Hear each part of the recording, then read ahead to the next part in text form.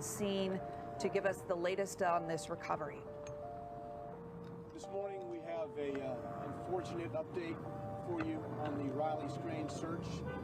Chief John Drake, Metropolitan Nashville Police Department. Chief Drake. Thank you, Don. Good morning, everyone. This morning around 7:28 a.m. we received a call from a worker on 61st Avenue at a company that adjoins the Cumberland River that had been searching for anything that would pop up on the river, and especially looking for Riley Strange that would surface here. As they were removing the object from the river, they noticed what appeared to be Riley Strange pop up. The fire department was called in, retrieved the body from the river. The medical examiner's office reviewed the body, and we've confirmed that it is Riley Strange. The family has been contacted. There are no signs of foul play at this time, according to the examination here at the riverbank.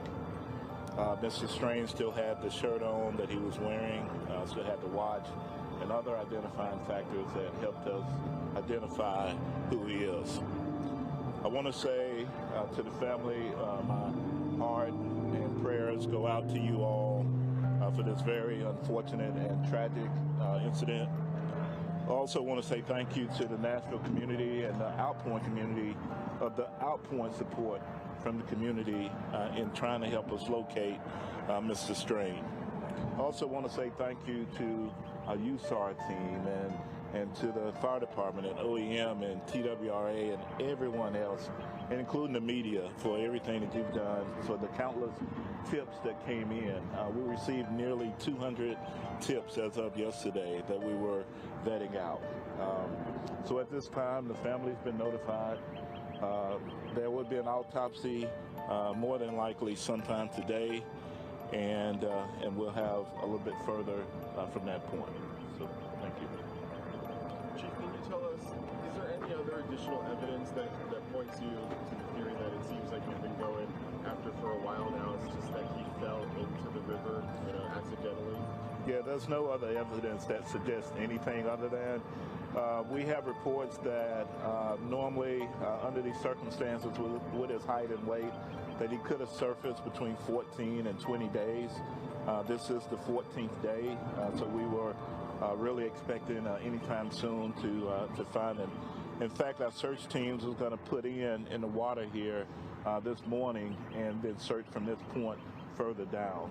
So we were in the right spot. It's just unfortunate. But there's nothing to suggest anything other than any foul play at all. You said that crews that were actually looking for him that found him? Yes, that's so the workers typically on the river, whether it's barge companies, concrete companies, other businesses that actually are on the river, and they look routinely. It's happened countless times before. And as they moved, I believe, a barge, and don't quote me on that, they removed something from the river, and as they moved it, they noticed Mr. Strange, and called it in. Typically work on the water. They weren't necessarily search crews. Right, yeah. Okay, thank you all. Thank you.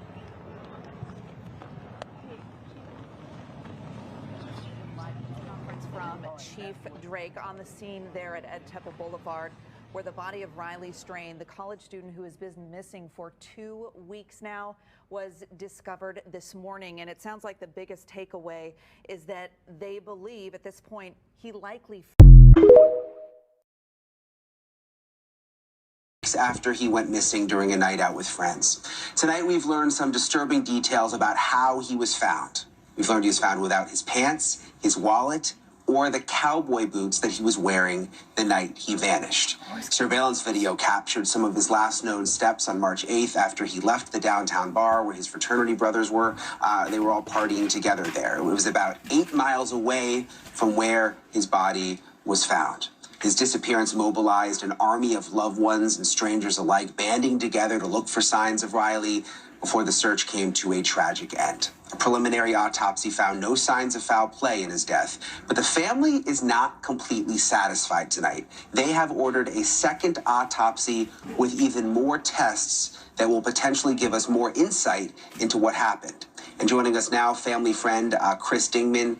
Chris, thank you for coming on the show again. I understand that Riley has been returned home. His funeral will be happening on Friday. So we're obviously thinking of you all right now, and I can't imagine how difficult all of this has been. But I want to ask you about this second autopsy and some of the new information you've learned. What's new here? The family did have a second autopsy, actually in Tennessee, following the Metro Nashville autopsy from a private individual company that does that. The original autopsy came out just like theirs did, with no obvious signs of trauma, as in weapons, guns or knives, or etc. But they were able to do a little bit more testing on specific items. One thing that threw the family for a loop was, the coroner going on record with a news person in Nashville stating about the lack of water in his lungs. It raises more questions. I'm not a crime drama person by no means, but usually water in the lungs means that, they were alive when they went into the water. So more questions. We hope they're going to get some answers with the toxicology. I just hope that this doesn't get swept underneath the rug, because the family deserves more answers than we have. What about the boots, Chris? Tell us what you've learned in terms of what Riley was wearing and what he wasn't wearing when he was discovered.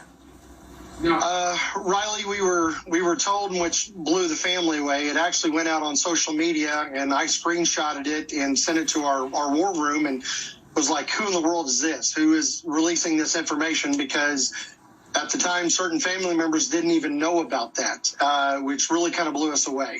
Not sure how they got that information. Once again, one more question. But, unfortunately, the only thing that was found with him, as the police stated in the report, was the watch and the shirt. Everything else was not with him when he was found. And if you can describe the boots that he was wearing, because that could end up being significant. His mother was pretty sure they were Justin's, and they were a square nose style cowboy boot, kind of a flat color. Once again, the jeans were, I think, buckle is what the jeans were. We already knew about the Michael Kors billfold. There's specific things that we've been out in front of this entire time looking for in case this did come up. So we're hoping now that maybe that they will come up so we can get more answers. So his cowboy boots were not on when he was found, and his jeans were not on, and his wallet was missing. Do you know, Chris, if he was wearing a belt? That I do not know, unfortunately, but in one of the pictures we went back and looked at, I'd always preach to the boys about keeping their billfold in their front pocket. Just to being in clubs, it's real easy to get pickpocketed. And the one picture where the boys are all together outside, if you look in the right front pocket, we're pretty sure that's where he had his billfold. So the billfold should have been secured in his pants. Unfortunately, we don't have those answers right now. Last time we spoke, you mentioned that police had told the family, this was right after his body was discovered, that there were still some people that they wanted to talk to. We know there's a homeless sort of camp in that area. Have they been able to talk to those people? Have you learned any more on that front? We have not been notified. Actually, one of the people of interest, a little bit after an hour Riley was found, I was back at that scene and just happened to see that person. And so we had a group of volunteers that kind of followed the gentleman. We called the police, let them know that we had found him, because we hadn't been notified they had talked to yet, and was told by the police that, that was no longer a person of interest. They had somebody else they were interested in. But we know from the homeless people that lived there, that was the person that was supposedly out on the road when Riley fell into the bushes or whatever happened, and he yelled back down that, this was just somebody that had been drinking. It was okay. So once again, a little more confusion. I hope that the ball hasn't been dropped on this. There's numerous people in the videos at the detention center that coincide with the police officer's body cam and a timestamp where they show up on footage still walking north.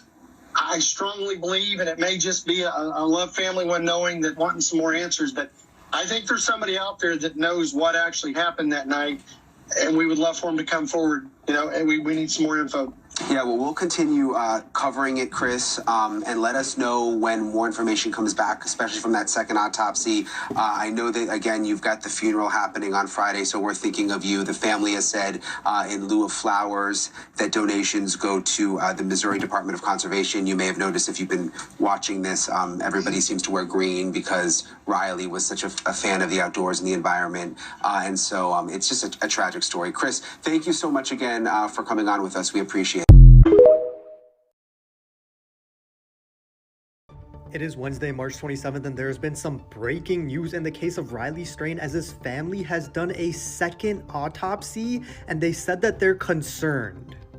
This was tweeted out by Brian Enton, and he said that developments in the Riley Strain investigation, his family had a second autopsy done, and they are concerned. So if you guys didn't hear, the results of the preliminary autopsy results also did come out, and it didn't say much, but it did say that it was thought to be an accident. And the fact that his family wanted to have a second autopsy done may or may not have been a concerning factor, as they may just have wanted to make sure that everything was completely accurate. But the fact that they were concerned, that we don't know exactly what they're concerned about, whether it's an indication of foul play or something else. But the fact that the preliminary autopsy said that it was ruled an accident does tell me that there was probably no obvious signs of trauma on the outside of his body, which begs the question, was there something going on the inside of his body? I know a lot of people were speculating that he could have been given something or taken something to make him act that way. But as soon as any new information comes out, I'll keep you guys updated. Tonight, we've learned some disturbing details about how he was found. We've learned he was found without his pants, his wallet, or the cowboy boots that he was wearing the night he vanished. A preliminary autopsy found no signs of foul play in his death, but the family is not completely satisfied tonight. They have ordered a second autopsy with even more tests that will potentially give us more insight into what happened. And joining us now, family friend Chris Dingman. Chris, thank you for coming on the show again. I understand that Riley has been returned home. His funeral will be happening on Friday. So we're obviously thinking of you all right now, and I can't imagine how difficult all of this has been. But I want to ask you about this second autopsy and some of the new information you've learned. What's new here? The family did have a second autopsy, actually in Tennessee, following the Metro Nashville autopsy from a private individual company that does that. The original autopsy come out just like theirs did, with no obvious signs of trauma, as in weapons, guns or knives, or etc. But they were able to do a little bit more testing on specific items. One thing that threw the family for a loop was, the coroner going on record with a news person in Nashville stating about the lack of water in his lungs. It raises more questions. I'm not a crime drama person by no means, but usually water in the lungs means that, they were alive when they went into the water. So